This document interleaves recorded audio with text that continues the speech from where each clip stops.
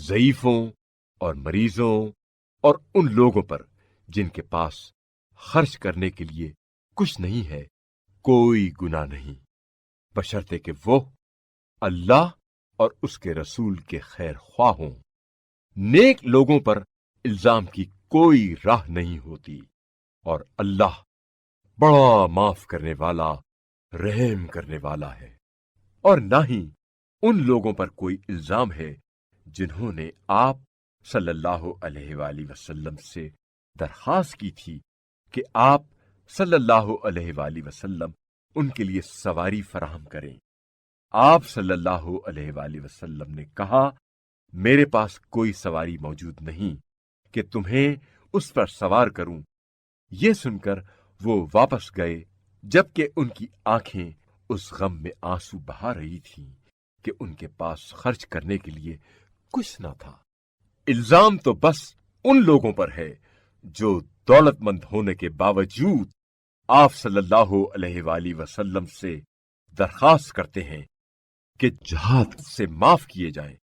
انہوں نے گھر بیٹھنے والی عورتوں میں شامل رہنا پسند کیا، اور اللہ نے ان کے دلوں پر مہر لگا دی، لہذا وہ نہیں جانتے۔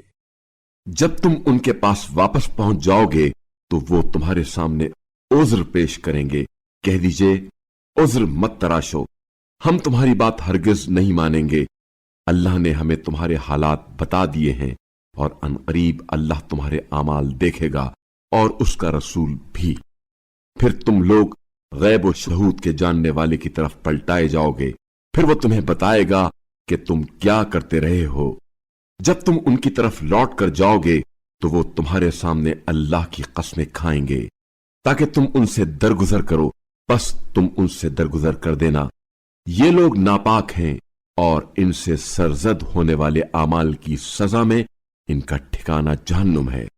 یہ تمہارے سامنے قسم کھائیں گے تاکہ تم ان سے راضی ہو جاؤ، بس اگر تم ان سے راضی ہو بھی جاؤ تو اللہ یقیناً فاسق قوم سے راضی نہ ہوگا۔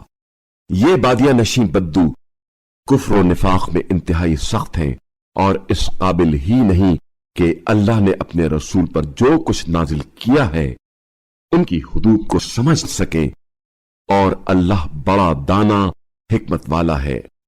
اور ان بدوؤں میں کچھ لوگ ایسے بھی ہیں کہ جو کچھ راہ خدا میں خرچ کرتے ہیں اسے تاوان سمجھتے ہیں، اور اس انتظار میں رہتے ہیں کہ تم پر گردش ایام آئے، بری گردش خود ان پر آئے، اور اللہ خوب سننے والا، جاننے والا ہے۔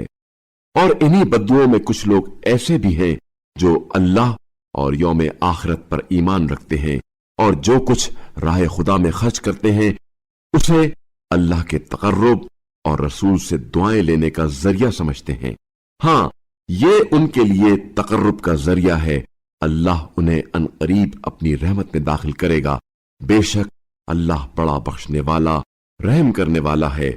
اور مہاجرین و انصار میں سے جن لوگوں نے سب سے پہلے سبقت کی اور جو نیک چال چلن میں ان کے پیرو ہوئے، اللہ ان سے راضی ہوا اور وہ اللہ سے راضی ہوئے، اور اللہ نے ان کے لیے ایسی جنتیں تیار کی ہیں جن کے نیچے نہریں بہتی ہوں گی، ان میں وہ ابد تک ہمیشہ رہیں گے۔ یہی عظیم کامیابی ہے۔